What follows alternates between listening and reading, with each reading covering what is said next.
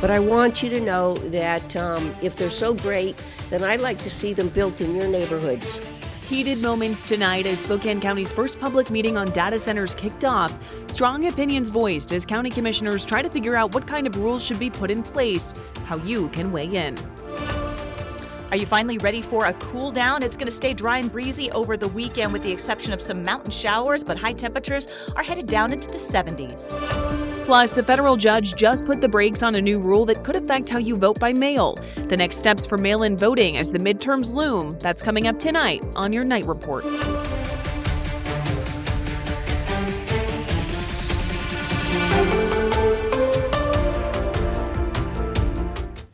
Good evening. Thank you for joining us for the Night Report here on KREM 2 News. I'm Sydney Schofield. Dozens of people turned out tonight to make their voices heard about data centers in Spokane County.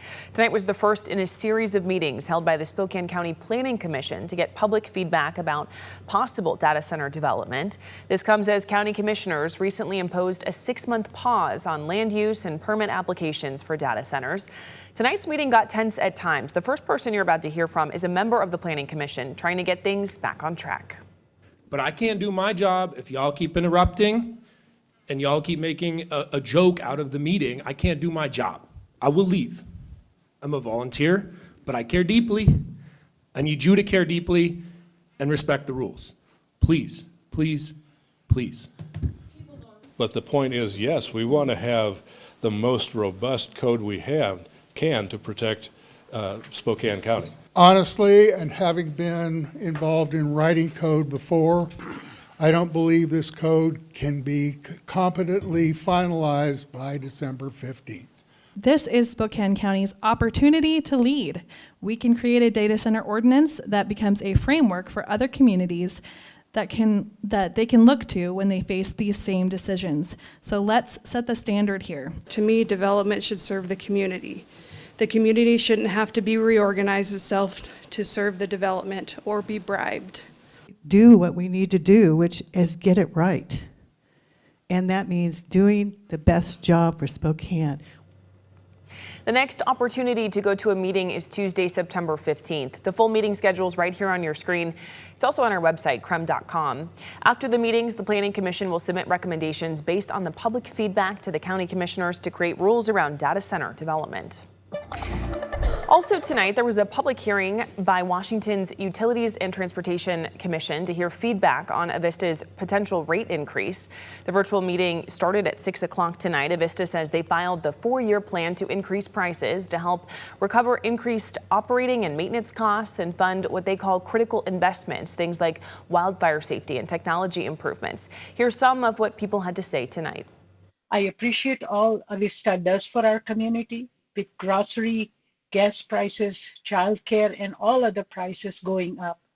25% increase in utility rates over 4 years will be burdensome for our community. I understand every now and then that a utility might need to increase its rates to cover increasing costs. However, given the devastation of the recent fires and looking at Avista's profit margins, I don't think that this rate increase is fair to the residents of Spokane. Increasing the utility rates for me would be a very much a hardship, and it seems like I'm doing everything I can to conserve as it is.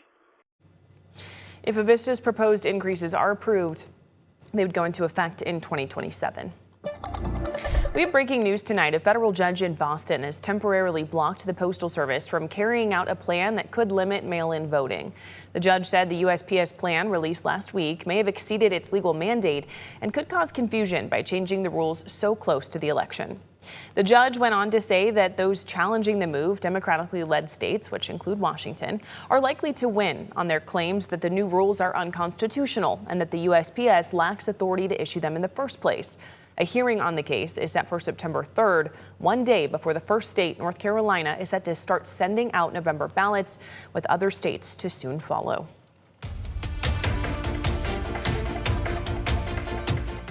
Washington Senator Patty Murray visited Spokane today to talk with wildfire victims and medical professionals who've helped treat those impacted by the fires. Senator Murray says her talks were eye-opening after visiting the Chaz Learning Institute. The visit comes as communities all across the region continue to deal with the aftermath of these fires, including property damage and the challenge of recovery.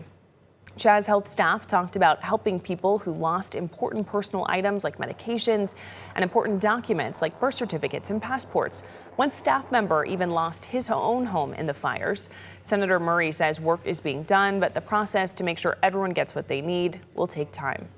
This is a long process, and we have to be in it for a long term. Congress is going to have to provide emergency appropriations for a number of FEMA-related disasters in the country. We want to make sure Spokane is part of that.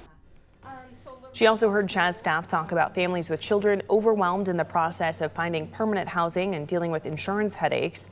Senator Murray says she'll take what she heard from people here in Spokane back to Washington, D.C.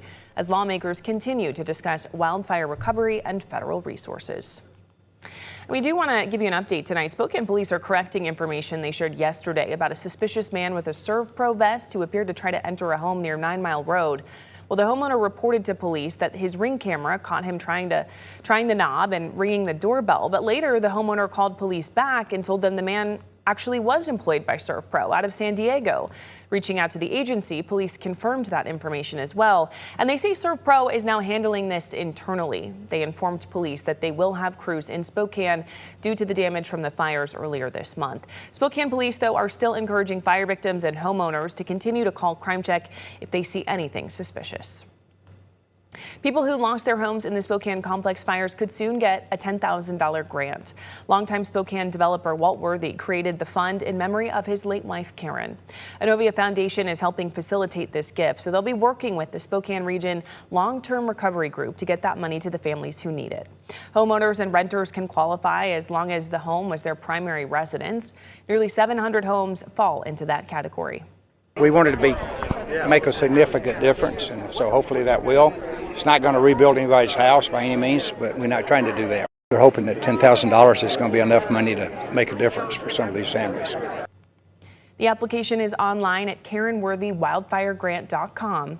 Families have until October 19th to apply. Applications are being reviewed as they come in, and the goal is to get all of the money out by November 1st.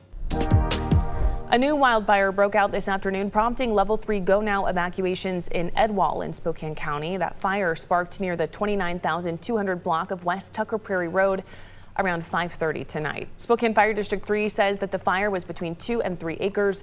At one point, there were both level 3 and level 2 evacuations in place. It took about an hour and a half to get the fire under control. No evacuations remain in place tonight. Let's turn to weather now. In our Outdoor Weather Center, meteorologist Michelle Boss is closely tracking everything. I know, Michelle, you said that we might start to see some smoke move in these later evening hours. Are we starting to see that? What can people expect? Yes, so far, air quality is surprisingly really good out here, and literally good. The green category indicating good, yellow, moderate, and still seeing that unhealthy for sensitive groups and pockets of unhealthy air quality in the closer vicinity of the fires. Smoke forecasts still do put some smoke moving in overnight and early tomorrow. So again, if you get up early tomorrow, might smell a little smoke. That should clear up for the afternoon. It's actually really nice out here right now. Those winds have died down.